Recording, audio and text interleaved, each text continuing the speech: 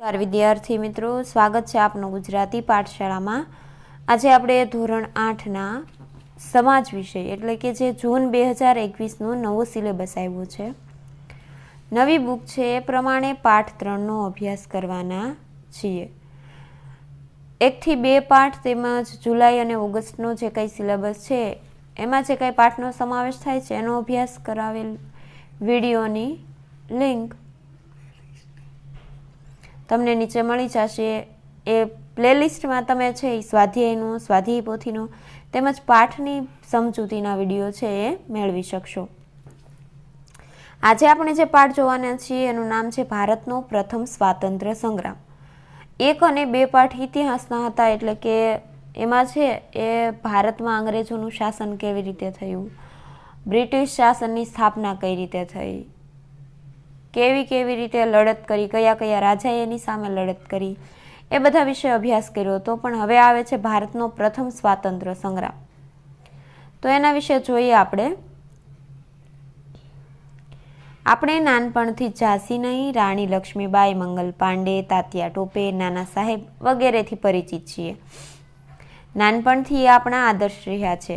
હવે તમે ક્યાંક ને ક્યાંક છે એ ઝાંસીની રાણીનો અભિનય જોયો હશે, મંગલ પાંડે તેમજ તાત્યા ટોપેનું નામ સાંભળેલું હશે, કારણ કે આ મહામાનવોએ સ્વાતંત્ર્ય સંગ્રામ તરીકે ઓળખાતા 1857ના સંગ્રામમાં અંગ્રેજો વિરુદ્ધ મોટો પડકાર ઊભો કરી તેમને ભારતમાંથી બહાર ફેંકી દેવાનો અદ્ભુત પ્રયાસ કર્યો હતો।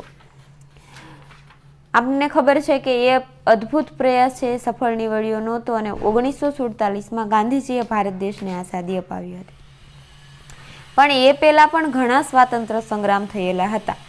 એમાંનો જે આ લોકોએ સ્વાતંત્ર્ય સંગ્રામનો આરંભ કર્યો હતો એ 1857નો સંગ્રામ, જે અંગ્રેજોને છે એ ભારતમાંથી બહાર કરી દેવાનો હતો।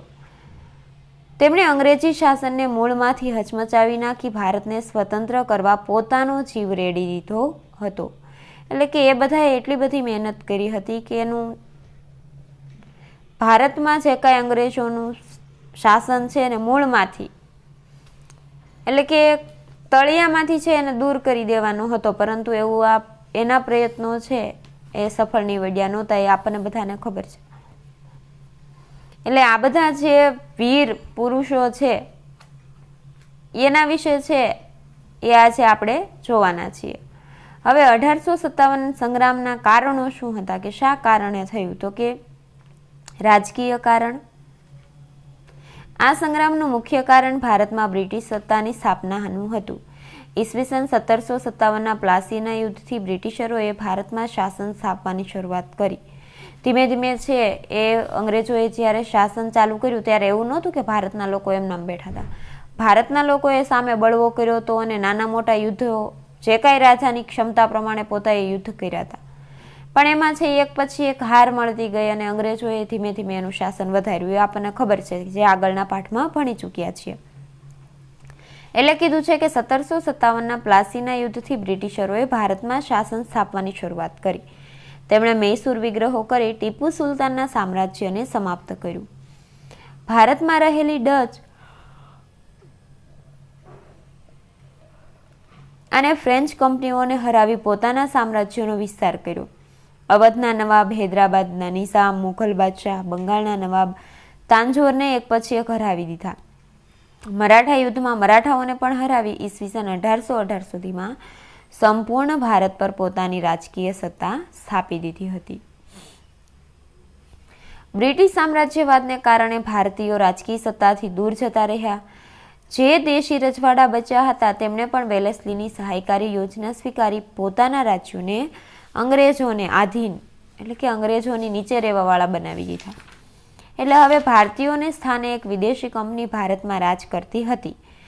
ભારતીયો એટલે કે ભારત દેશમાં ભારતીયોનો વસવાટ હતો, પરંતુ શાસન છે એ કોઈ બીજું કરતું હતું, કે જે અંગ્રેજો કરતા હતા, જેમાં ભારતીયોનું શોષણ થતું હતું। તે પરિસ્થિતિ આ સંગ્રામનું મુખ્ય કારણ બન્યું કે ભારતીયોને આ શોષણ છે એ યોગ્ય લાગતું નહોતું અને એના માટે છે આ સંગ્રામ છે એ થયો।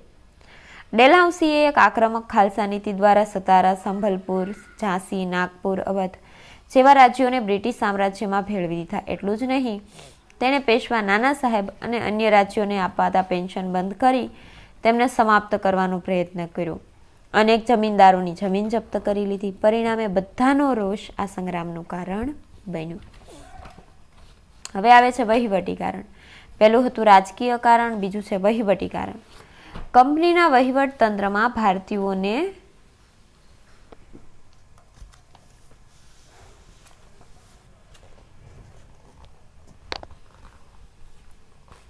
કોઈ જ સ્થાન ન હતું. ઉચ્ચ સ્થાનો પર માત્ર અંગ્રેજ અધિકારીઓની જ નિમણૂક થતી હતી.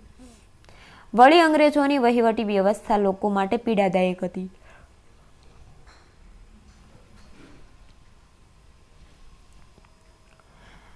તેમણે સામાન્ય અને ગરીબ વર્ગ પર ભારે કરવેરા નાખ્યા હતા. ખેડૂતો પાસેથી કડક રીતે મહેસૂલની ઉઘરાણી કરવામાં આવતી. જો ખેડૂતને કંઈ ઉત્પાદન થાય કે ન થાય, પરંતુ એને મહેસૂલ ભરવાનું એટલે ભરવાનું. એવું નહીં કે ભાઈ આ વર્ષ નબળું છે, વરસાદ ઓછો છે, તો ઉત્પાદન નથી થયું તો નહીં ભરવાનું અથવા ઓછું ભરવાનું, પણ જે કાંઈ વેરો એની ઉપર નાખવામાં આવતો હતો એ ફરજિયાત પણ એને ભરવો પડતો.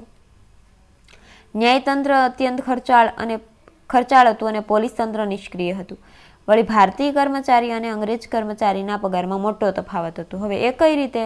તો કે ભારતના લોકોને નીચા પદે નોકરી મળતી અને અંગ્રેજોને મોટા પદે એટલે કે ઊંચા પગારવાળી નોકરી હતી. એના કારણે પગારમાં છે ખૂબ મોટો તફાવત થઈ જતો હતો. આ બધી બાબતોએ ઈસવીસન 1857ના સંગ્રામને ઈંધણ પૂરું પાડ્યું. એટલે કે આ બધી બાબતોને કારણે 1857નો સંગ્રામ કરવા માટે એને પ્રેરણા મળી. આર્થિક કારણ.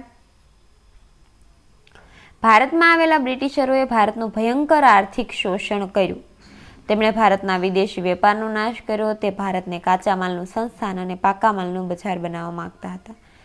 તેને જે માલ જરૂરી હતો, જેમ કે કપાસ, ગળી, રેશમ વગેરે ફરજિયાત ભારતીય ઉત્પાદન કરે તેવી નીતિ અપનાવી. એટલે ગમે તે થાય, પરંતુ ભારતના ખેડૂતોને આ વસ્તુ ઉત્પન્ન કરવાની. સામે પક્ષે અનાજ અને કઠોળનું ઉત્પાદન ઘટે તેવી પરિસ્થિતિનું નિર્માણ થયું.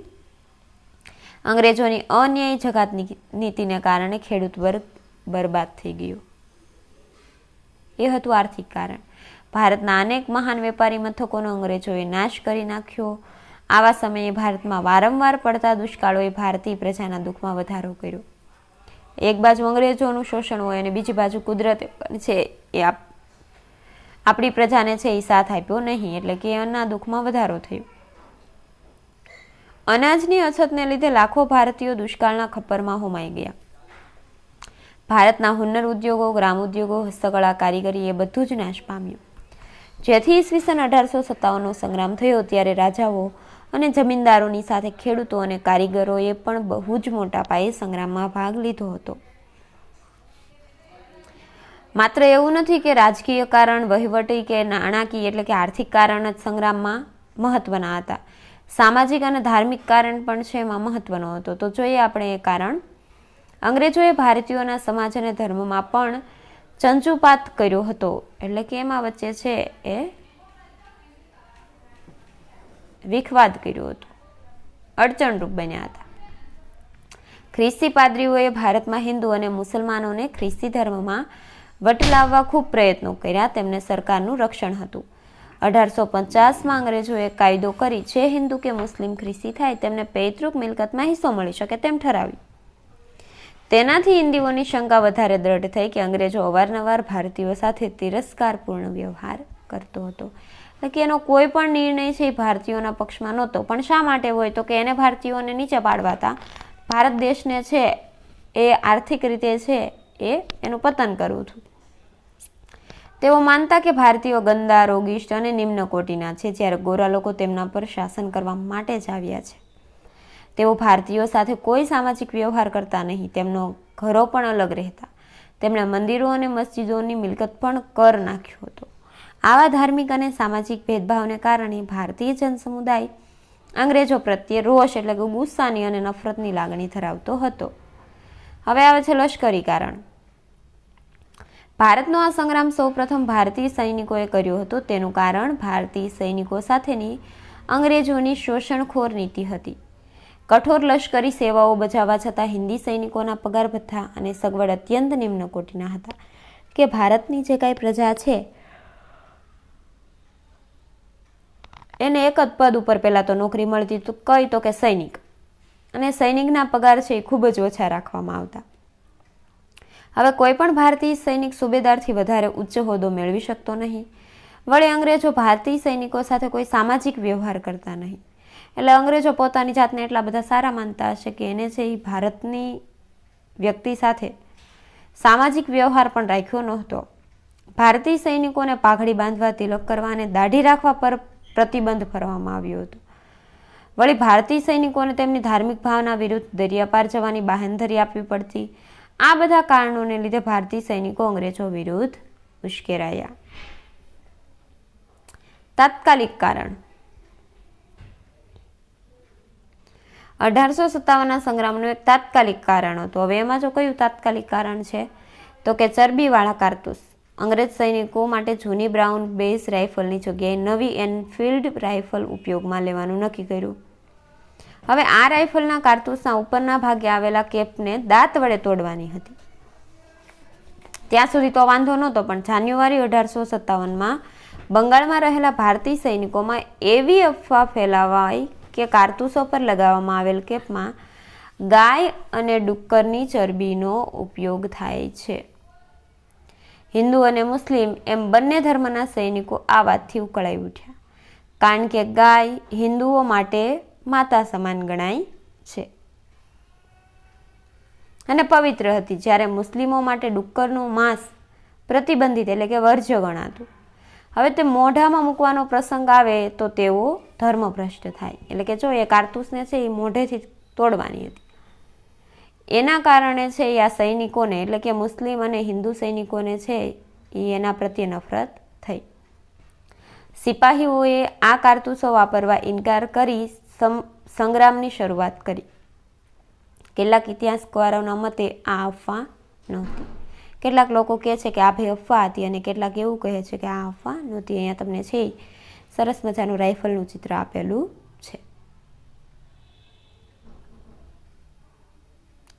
Brown base rifle. હવે આવે છે નવી એનફિલ્ડ રાઇફલ. પહેલાં જે બ્રાઉન બેઝ રાઇફલ હતી અને એની જગ્યાએ આવી હતી નવી એનફિલ્ડ રાઇફલ, જેમાં કારતૂસનો ઉપયોગ થતો. એ કારતૂસ મોઢાથી એટલે કે દાંતથી તોડવામાં આવતી, અને એ કારતૂસ એવી અફવા ફેલાણી હતી કે કારતૂસ શેનાથી તો કે ગાય અને ડુક્કરના માંસથી બનાવાતી હતી. સંગ્રામની શરૂઆત અને વિકાસ. પહેલાં આપણે જોયા એના કારણો, જેમાં જુદા જુદા હતા: રાજકીય કારણ, આર્થિક કારણ, તાત્કાલિક કારણ, સામાજિક ધાર્મિક કારણ. હવે આવે છે શરૂઆત અને વિકાસ, એટલે કે આગળ કઈ રીતે વધ્યો આ સંગ્રામ. 29 માર્ચ 1857ના રોજ બંગાળની બરાકપુર છાવણીના સિપાહીઓએ ચરબીવાળી કારતૂસો વાપરવાનો ઇનકાર કર્યો.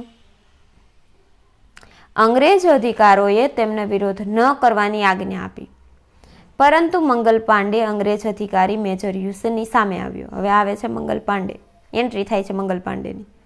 મેજર યુસેને તેની ધરપકડ કરવા આદેશ કરતા મંગલ પાંડેએ ગોળી મારી અને યુસેન ત્યાં જ ઢળી પડ્યો. લ્યો, યુસેનને પતાવી દીધો. એન્ટ્રી ધડાકેદાર થઈ નહીં મંગલ પાંડેની. ત્યાંથી આગળ વધી તેને લેફ્ટનન્ટ બંધને પણ માર્યા. મંગલ પાંડેની ધરપકડ કરી. હવે એને અંગ્રેજો ઉપર એક પછી એક મારવાનું ચાલુ કર્યું, એટલે અંગ્રેજોએ તેની ધરપકડ કરી. હવે ધરપકડ તો એની થાય જ, કારણ કે ત્યારે શાસન હતું અંગ્રેજોનું. 8 એપ્રિલ 1857ની વાત છે. આ રોજ છે એને ફાંસી આપવામાં આવી.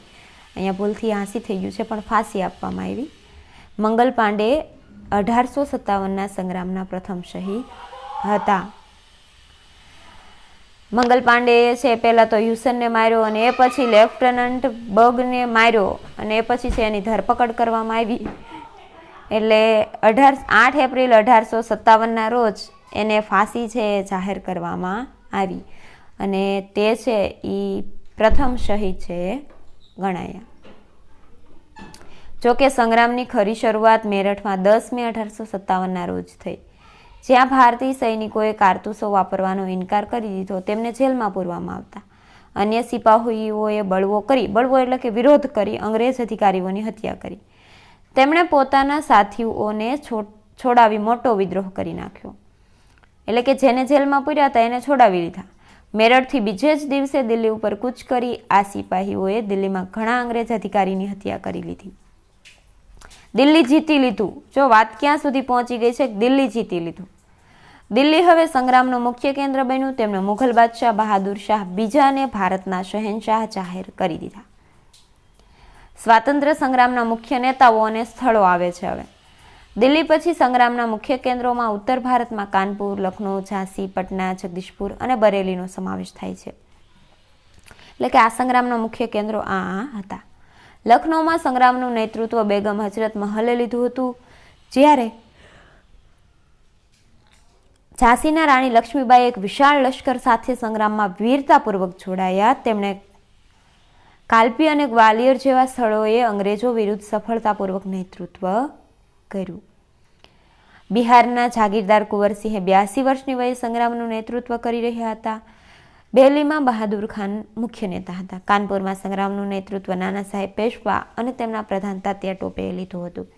હવે આમાં આપણે જોઈએ તો કે બધી જગ્યાએ, એટલે કે જુદા જુદા વિસ્તારમાં જુદા જુદા વ્યક્તિએ, વીર વ્યક્તિઓએ છે એનું નેતૃત્વ લેવાનું ચાલુ કરી દીધું હતું.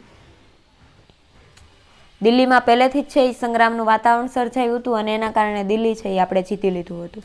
એ પછી શું થયું તો કે જે નાના નાના શહેરો હતા એ શહેરોમાં એક એક વ્યક્તિએ છે એનું નેતૃત્વ લેવાનું ચાલુ કર્યું અને એનો સંગ્રામ એ છે એ ત્યાંથી ચાલુ થઈ ગયો. એટલે અંગ્રેજો સામે એટલી લડત તો છે એ એટલી જોરશોરથી ચાલુ થઈ હતી કે એવું હતું કે ભાઈ 1857ના સંગ્રામ પછી અંગ્રેજો ભારતમાંથી જતા રહેશે, પણ એ શક્ય થયું નહીં. કેમ શક્ય થયું નહીં, એમાં શું વિઘ્ન આવ્યું અથવા તો મુશ્કેલી આવી, આગળ જોઈએ. આ સિવાય 1857નો સંગ્રામ બનારસ, ફૈઝાબાદ, આગ્રા, રાજસ્થાનના આબુ, મધ્યપ્રદેશના ગ્વાલિયર, ઝાંસી, ઇન્દોર, મહારાષ્ટ્રના સતારા, કોલ્હાપુર, સાવંતવાડી અને ગુજરાતમાં અમદાવાદ, લુણાવાડા, પાટણ, આણંદ, દ્વારકા, ઓખા, વિજાપુર, ખેરાલુ અને સાબરકાંઠા સુધી ફેલાયો હતો. એવું નથી કે માત્ર છે એ ગુજરાતની બહાર જ છે. આ સંગ્રામ તો ગુજરાતમાં પણ આવી ગયો હતો. ગુજરાતમાં આણંદના ગરબડદાસ મુખીએ વિદ્રોહનું મુખ્ય નેતૃત્વ લીધું હતું. નામ અજીબ છે, આણંદના ગરબડદાસ. એને છે આ સંગ્રામનું મુખ્ય નેતૃત્વ ક્યાં તો કે ગુજરાતમાં. તો જોધા માણેક અને મોળુ માણેકે દ્વારા દ્વારકા, ઓખા મંડળ વિસ્તારમાં અંગ્રેજોનો જબરદસ્ત પ્રતિકાર કર્યો હતો. બધા પોતપોતાની રીતે મહેનત કરતા હતા કે બને એટલું આપણે આપણું, એટલે કે ભારતીયોનું નેતૃત્વ વધારી અને અંગ્રેજો સામે લડત છે એ કરી. મહીસાગર જિલ્લાના પાંડરવાડા વિસ્તારના આદિવાસીઓએ પણ અંગ્રેજો સામે લડત ચલાવી, પોતાની વીરતાનો પરિચય કરાવ્યો. એવું નથી કે માત્ર છે એ મનથી અથવા તો બુદ્ધિવાળા, સમજણવાળા, વિકાસશીલ વ્યક્તિઓએ છે એ આ લડત કરી, પરંતુ આદિવાસીનો સમાવેશ પણ હતો એમાં. અને આદિવાસીઓએ પણ એમની હિંમતનો, એમની વીરતાનો પરિચય છે ત્યારે કરાવ્યો હતો. આ સંગ્રામમાં આપણે જોઈએ છીએ કે રાજાઓ, જમીનદારો, જાગીરદારો, સ્ત્રી, નેતાઓ, આદિવાસીઓ, ખેડૂતો, ગ્રામીણ વિસ્તારના લોકો, હિન્દુ અને મુસ્લિમ એમ બંને ધર્મના લોકોએ ભાગ લીધો હતો. એ દ્રષ્ટિએ તે લગભગ સમગ્ર ભારતનું જાણે કે નેતૃત્વ કરતા હતા. એટલે આપણે જોઈએ તો કે એક વ્યક્તિ ભારતનું જાણે નેતૃત્વ કરતો હોય એવું લાગતું હતું કે આ બધા લોકો છે એમાં જોડાયેલા હતા અને ખૂબ જ મહેનતથી છે એ અંગ્રેજો સામે લડતા હતા. સંગ્રામનું પરિણામ અને નિષ્ફળતાના કારણો. હવે સંગ્રામ એટલો જોરશોરથી કે એટલા બધા લોકો છે એમાં જોડાયા હતા, મહાન વ્યક્તિઓએ નેતૃત્વ લીધું હતું, તો પછી કેમ સંગ્રામ છે નિષ્ફળ ગયો અને એનું પરિણામ શું આવ્યું એ જોઈએ. 1857ના સંગ્રામનું મુખ્ય પરિણામ ભારતીયોની હારમાં આવ્યું. જો એનું મુખ્ય પરિણામ જાહેર થઈ ગયું પહેલી લાઈનમાં કે ભારતીયોની હાર થઈ. સંગ્રામના નેતાઓએ શરૂઆતમાં બહુ જ ઝડપથી વિજય પ્રાપ્ત કર્યો, પરંતુ અંગ્રેજોની શક્તિશાળી સેના સામે તેઓ હારવા લાગ્યા. જનરલ કેમ્પબેલ અને હ્યુરોન્સ જેવા શક્તિશાળી સેનાપતિઓએ સંગ્રામના તમામ નેતાઓને એક પછી એક હરાવી અને ફરી એક વખત અંગ્રેજોનું શાસન સ્થાપી દીધું. એટલે શરૂઆતમાં તો ભારતે ખૂબ બધો વિજય પ્રાપ્ત કરી લીધો હતો, પણ એક સમય એવો આવ્યો કે અંગ્રેજોના નેતાઓ, અંગ્રેજોના સેનાપતિ છે એ પણ ખૂબ જ શક્તિશાળી હતા અને એને છે એક પછી એક ભારતને, એટલે કે ભારતના સેનાપતિઓને, ભારતના વીરતા પુરુષોને હરાવવાનું ચાલુ કર્યું. અને ફરી પાછો અંગ્રેજોનો યુગ આવ્યો કે ફરી પાછું એને એનું શાસન સ્થાપી દીધું. 1857ના સંગ્રામથી કંપની શાસનનો અંત આવ્યો. બ્રિટિશ પાર્લામેન્ટે સીધી રીતે જ ભારતનું શાસન સંભાળી લીધું. તેમણે વિદ્રોહના કારણોનો અભ્યાસ કરી વહીવટી પરિવર્તનો કર્યા, સામાજિક રીતિમાં પરિવર્તનો કર્યા. હવે જો અંગ્રેજોને ડર લાગ્યો કે ફરીથી આવો સંગ્રામ થાય અને એમાં પાછા અમારા સેનાપતિ, અમારા સૈનિકોનું મૃત્યુ થાય, એના કરતાં છે એ ભારતીયોની બાજુમાં થોડા ઘણા આપણે છે એ નિર્ણયોમાં આદલ બદલ કરીએ કે જેના કારણે છે એટલા બધા ઉશ્કેરાય નહીં. લશ્કરની પુનઃરચના કરી, દેશી રાજ્યો પ્રત્યેની નીતિમાં પણ બદલાવ આણ્યો, એટલે કે લાવ્યો. તેમણે ભાગલા પાડો અને રાજ કરો નીતિ અપનાવી. હિન્દુ મુસ્લિમ એકતા તોડવાની નીતિ અમલમાં મૂકી. એને ખબર હતી કે ભાઈ હિન્દુ અને મુસ્લિમ એક છે, આ બંને ધર્મ આપણી સામે લડે છે, તો એને તોડવાની નીતિ છે એ એને અમલમાં મૂકી, એટલે એને તોડવાનું કામ એને કર્યું. આમ આ સંગ્રામ નિષ્ફળ રહ્યો તેના માટે કેટલાક કારણો જવાબદાર હતા. કેન્દ્રીય નેતાગીરીનો અભાવ. 1857ના સંગ્રામમાં ઘણા બધા નેતાઓ હતા, જેથી મોટી અવ્યવસ્થા ઊભી થઈ. રાજાઓ અને જાગીરદારો કોઈનો હુકમ માનવા તૈયાર ન હતા. જો એક રાજા હોય તો સમજાય, પરંતુ એક વિસ્તારમાં છે અનેક રાજાના અનેક નેતા બની જાય તો પછી કોણ કોને સંભાળે? બધાને હુકમ જ કરવા હોય, કોઈને માનવું હોય નહીં. એના કારણે કે કેન્દ્રીય નેતાગીરીનો અભાવ, એટલે કે ત્યારે ભારતીય લોકો એવી સમજણ ન લીધી, અથવા તો એવી સમજણ એનામાં નહોતી કે ભાઈ અત્યારની સ્થિતિ એવી છે કે કોઈ એક વ્યક્તિ નેતા બની જાય અથવા તો એક વ્યક્તિ નેતૃત્વ કરે. વળી તેમની પાસે શિસ્ત પણ ન હતી. સંગ્રામના મુખ્ય નેતા બહાદુર શાહ અત્યંત વૃદ્ધ હતા. જુદી જુદી જગ્યાએ જુદા જુદા નેતાઓ નેતૃત્વ કરતા, એટલે કેન્દ્રીય નેતાગીરીનો અભાવ તે નિષ્ફળતાનું મુખ્ય કારણ હતું. જો ખૂબ મહાન વ્યક્તિઓ હતા, વીર હતા, પણ કોઈ કેન્દ્રીય એટલે કે કોઈ એક વ્યક્તિ મુખ્ય નહોતો કે એની નીચે રહીને બધા છે પોતપોતાના વિસ્તારમાં નેતૃત્વ કરી શકે. બધાને પોતપોતાની રીતે નેતૃત્વ કરતું હતું. એના કારણે છે ક્યાંક નહીં ને ક્યાંક છે આ સંગ્રામમાં આપણે હારી ગયા. હવે આવે છે અંગ્રેજોની લશ્કરી તાકાત. તો કે 1857ના સંગ્રામના નેતાઓ અને સૈનિકો કરતાં અંગ્રેજો પાસે આધુનિક લશ્કરી શસ્ત્ર સરંજામ, રેલવે અને તાર વ્યવસ્થા હતા. એની પાસે ઘણી બધી સગવડ હતી. શક્તિશાળી સેનાપતિઓની મદદથી તેમણે આ સંગ્રામને બહુ ઝડપથી દબાવી દીધો. દરિયાઈ તાકાત હોવાને કારણે ઇંગ્લેન્ડનું નૌકાદળ બહારથી બહુ ઝડપથી પોતાના નવા સૈનિકો લાવવા સક્ષમ બન્યું. જ્યારે સંગ્રામ કરતા નેતાઓમાં લક્ષ્મીબાઈ અને તાત્યા ટોપેને બાદ કરતા કોઈ શક્તિશાળી નેતૃત્વ ન હતું. એટલે કે આ બંને જ્યાં નેતૃત્વ કરતા હતા એ જ સક્ષમ, એ જ છે એ મજબૂત નેતૃત્વ હતું. અન્ય કારણો જોઈએ. મોટાભાગના રાજાઓ આ સંગ્રામથી અલિપ્ત રહ્યા હતા. એટલું જ નહીં, હૈદરાબાદ, કાશ્મીર, પટિયાલા, ઇન્દોર, ગ્વાલિયર, વડોદરા અને ભોપાલના શાસકોએ તો અંગ્રેજોને સહકાર આપ્યો હતો. જો એવું નથી કે બધા ભારતીયો રાજા છે એ ભારતીયોના પક્ષમાં હતા. કેટલાક એવા પણ હતા કે દહીં અને દૂધમાં બંને પગ રાખવો, તો ભારત જીતે ભારતમાં, અંગ્રેજ જીતે અંગ્રેજમાં, એટલે અંગ્રેજોને સહકાર આપ્યો હતો. શીખો અને ગુરખાઓએ પણ અંગ્રેજોના પક્ષે લડીને આ સંગ્રામને નિષ્ફળ બનાવ્યો હતો. રહેવું તો ભારતમાં, પણ સાથ હતો અંગ્રેજનો. વળી અંગ્રેજ સરકારના નોકરિયાતો, શિક્ષિતો અને બુદ્ધિજીવીઓએ આ સંગ્રામથી ઘણા દૂર રહ્યા હતા અને સંગ્રામ સમગ્ર ભારતમાં ફેલાયો ન હતો. આ બધા કારણોથી સંગ્રામમાં નિષ્ફળતા પરિણમ્યું. સંગ્રામનું સ્વરૂપ કેવું હતું? તો કે વિભિન્ન ઇતિહાસકારો અને વિદ્વાનો ઈસવીસન 1857ના સંગ્રામને જુદું જુદું સ્વરૂપ આપે છે. અંગ્રેજો તેને માત્ર સૈનિક વિદ્રોહ કહે છે. કેટલાક ભારતીયો પણ તેને જન વિદ્રોહ માને છે. ઇંગ્લેન્ડના રાજપુરુષ ડિઝરાયલ તેમને રાજકીય અને ધાર્મિક બળવો કહે છે. વિનાયક દામોદર સાવરકર આ સંગ્રામને ભારતનો પ્રથમ સ્વાતંત્ર્ય સંગ્રામ ગણાવે છે. આવું જ પટ્ટાભી સીતારામૈયાનું માનવું છે. એટલે કે આ સંગ્રામને કયું સ્વરૂપ આપવું, કયું નામ આપવું, તો એને છે એ બધા પોતપોતાની રીતે ઉપમા આપે છે. ડૉક્ટર સેન તેને સ્વાતંત્ર્ય સંગ્રામની ઉપમા આપે છે.